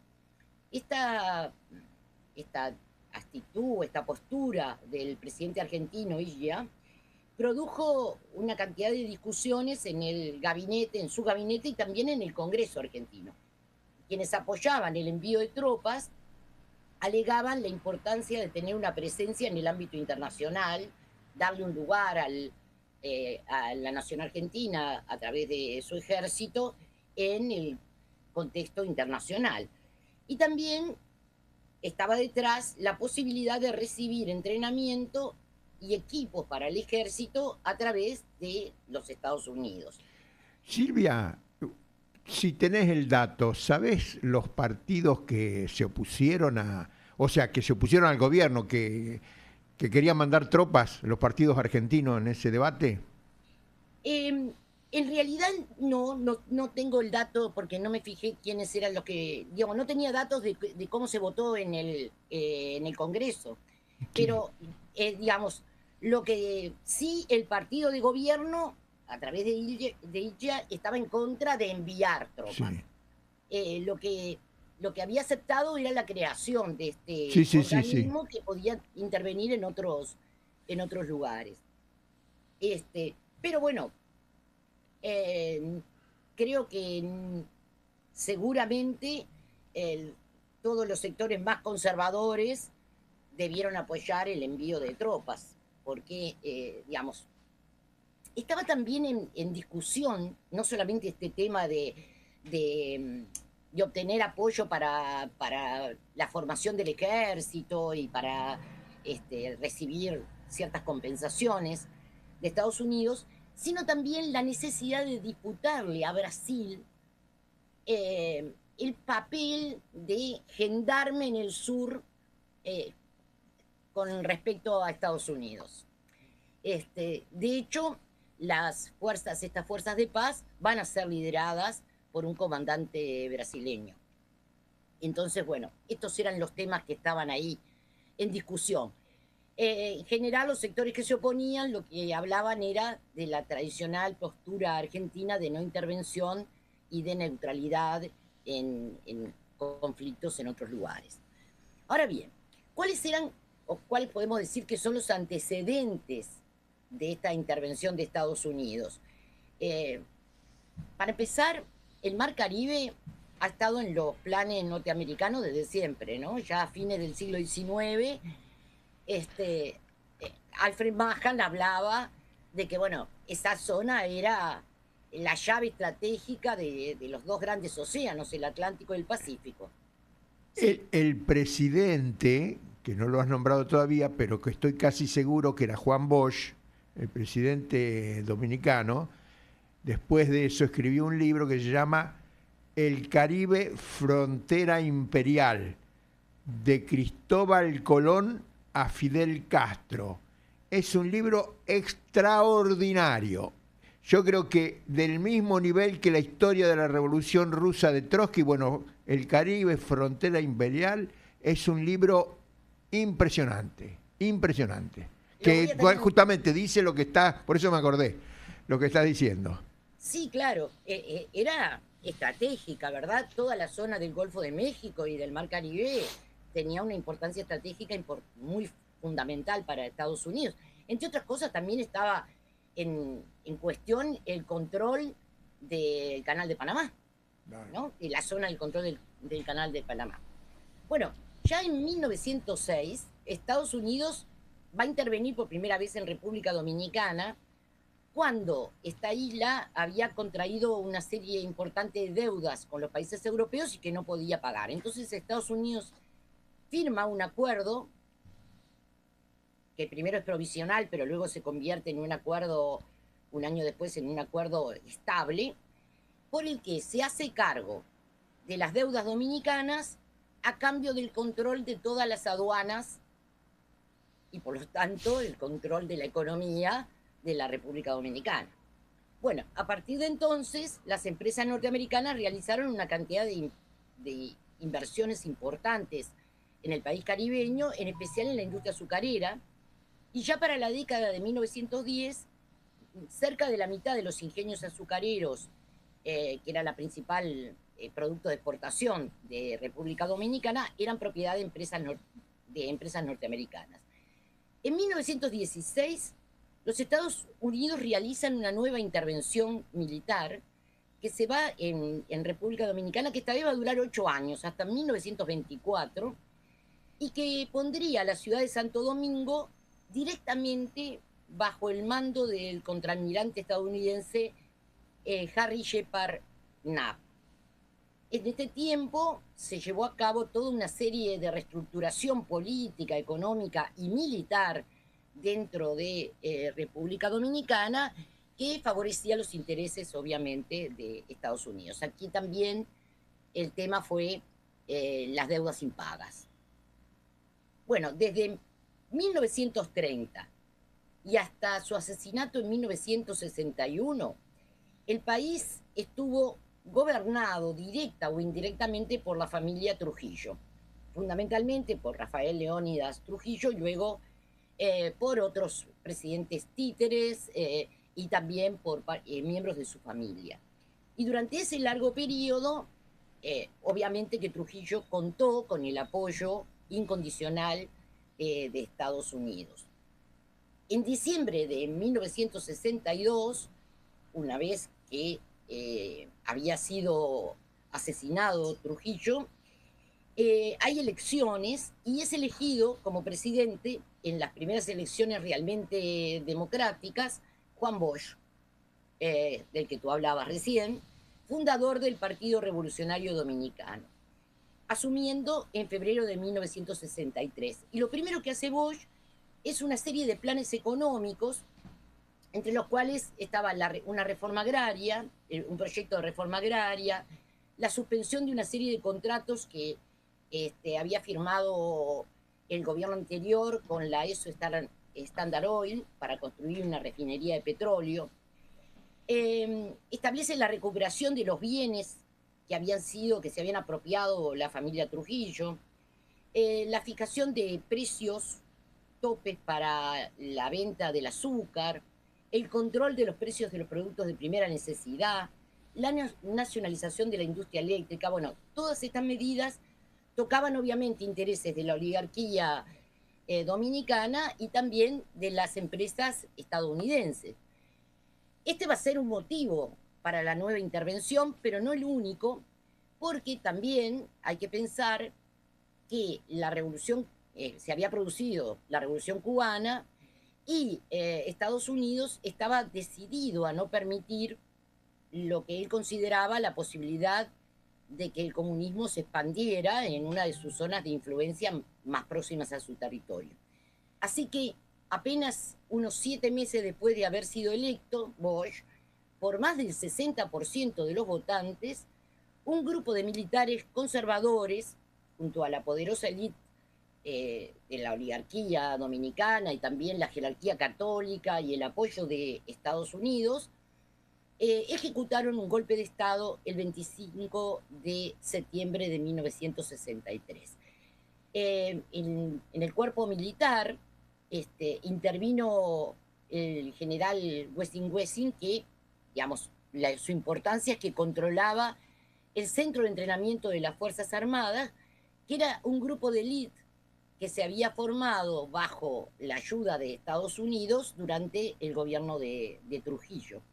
Este cuerpo especial se diferenciaba del resto del ejército dominicano porque estaba equipado con mucha tecnología, es decir, tenía tanques, tenía artillería y hasta tenía aviones propios, aviones de ataque propios. Entonces, bueno, Wessing, que estaba al frente de este grupo, consuma el golpe de Estado y declara, textuales palabras, la doctrina comunista, marxista, leninista, castrista o como sea que se llame, está ahora fuera de la ley. El poder fue entregado a un triunvirato cuyas medidas primarias fueron obviamente abolir la nueva constitución que había entrado en vigencia en el periodo de Bosch, y también todo lo que eran las medidas progresistas que habían sido instrumentadas por el presidente derrocado. Los 2 años siguientes van a ser años de mucha confrontación con distintos periodos de resistencia mayor o menor, pero bueno, con muchas huelgas, con muchos conflictos, y una fuerte impopularidad de este triunvirato, y también se generó una serie de diferencias en el seno de las propias Fuerzas Armadas dominicanas. Esto generó una nueva crisis y un estallido social en 1965. Allí el general Wessing comandó a las autodenominadas tropas leales al triunvirato, que van a combatir a otros grupos que fueron conocidos como los constitucionalistas, que buscaban el regreso de Bosch al ejercicio del gobierno. Para oponerse a estas fuerzas que producen un levantamiento, Wessing va a contar con el apoyo de las tropas estadounidenses, esas 500 soldados que ingresaron con la excusa de socorrer a sus connacionales. Pero aún con el apoyo de estas fuerzas, no se pudo controlar el movimiento constitucionalista, y por lo tanto los jefes militares directamente solicitaron la intervención militar norteamericana, que ya era un hecho, pero que ahora va a generar la llegada de una enorme cantidad de soldados. La decisión de intervenir fue del presidente de los Estados Unidos, Johnson, que estaba convencido de la posibilidad de la derrota de las fuerzas leales de derecha, y que temía el surgimiento de una segunda Cuba en el Caribe. Y entonces ordenó a las Fuerzas Armadas estadounidenses intervenir, a pesar de que sus propios asesores civiles, estaban en contra de tal decisión. Pero Johnson siguió el consejo del embajador norteamericano en Santo Domingo, que, bueno, le decía que, bueno, los soldados dominicanos eran ineficientes y que por lo tanto se corría el riesgo de que, bueno, se perdieran entonces los intereses de Estados Unidos en este país. El argumento oficial fue nuevamente la necesidad de proteger la vida de los extranjeros, y entonces una flota de 41 buques fue enviada para bloquear la isla, y comenzó la invasión de infantes de marina, luego de la División 82 aerotransportada, los integrantes de las fuerzas especiales, que sumaron en definitiva un contingente de alrededor de 42.000 soldados e infantes de marina. La campaña propagandística de Estados Unidos no se hizo esperar, y bueno, y a su juicio los constitucionalistas dominicanos estaban infiltrados por los comunistas, y así lo hicieron notar ante los organismos multilaterales, presentando una lista de supuestos activistas comunistas que estarían participando de las actividades de esta facción liderada por el general Camaño, que apoyaba el regreso de Bosch. El presidente Johnson declaró entonces que no pensaba quedarse sentado en una mecedora mientras el comunismo se expandía todavía más por América Latina. A mediados de mayo, Estados Unidos logró que la mayoría de la OEA votara llevar adelante una operación de intervención tendiente, digamos, era la estrategia de Estados Unidos, a reducir las fuerzas estadounidenses y sustituirlas por la aprobada Fuerza Interamericana de Paz. Estas tropas estuvieron constituidas por soldados de Brasil, de Honduras, de Paraguay, de Nicaragua, de Costa Rica y El Salvador. Vemos cómo se repiten, ¿no? En muchos de los países en donde había dictaduras y que ya habían estado, digamos, vinculados al proceso de Guatemala que vivimos hace unos programas atrás.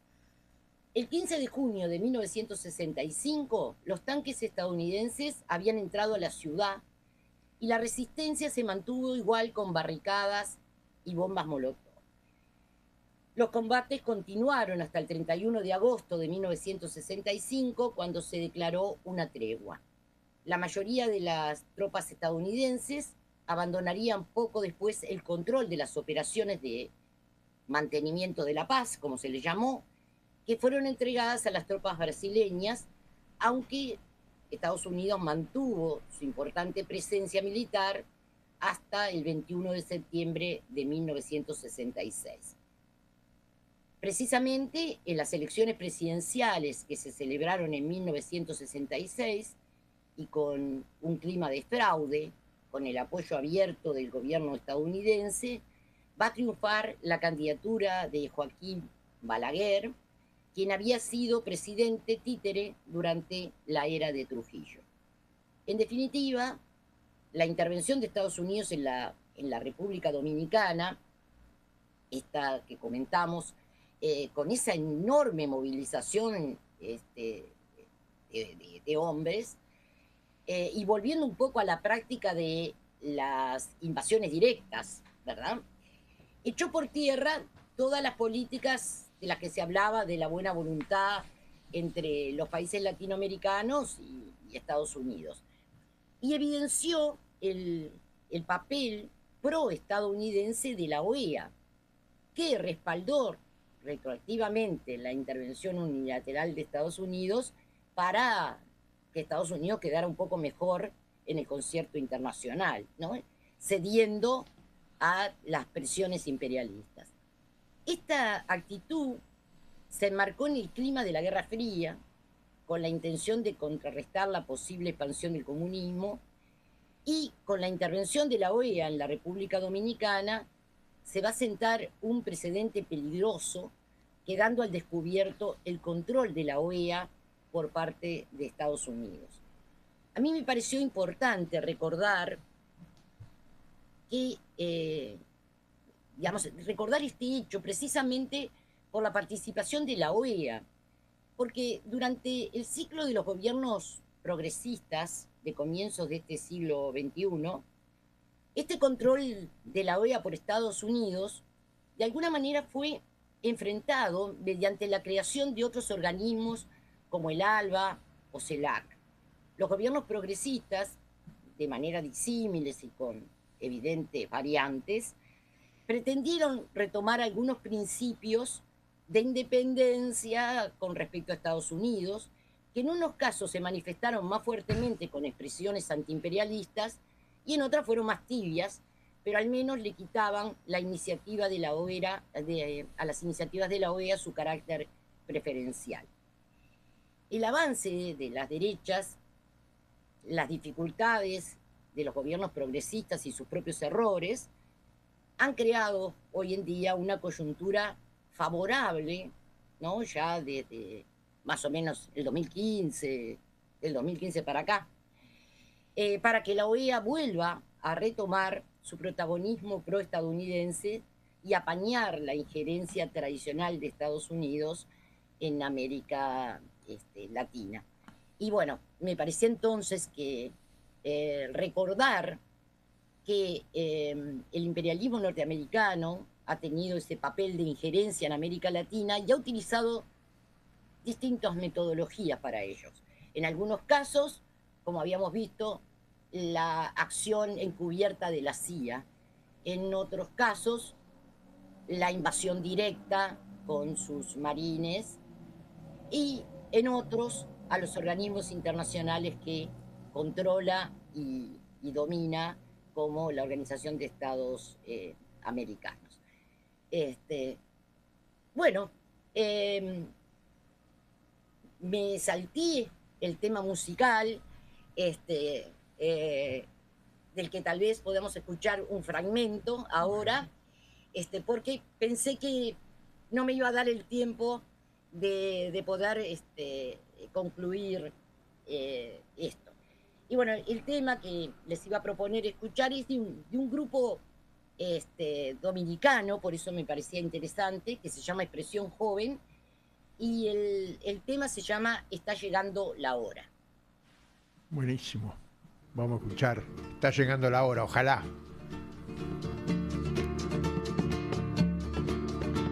Está llegando la hora. Está llegando la hora. Está llegando, obreros, la hora de ver tus manos, dueñas del hierro, de ver la industria crecer en ti, obrero.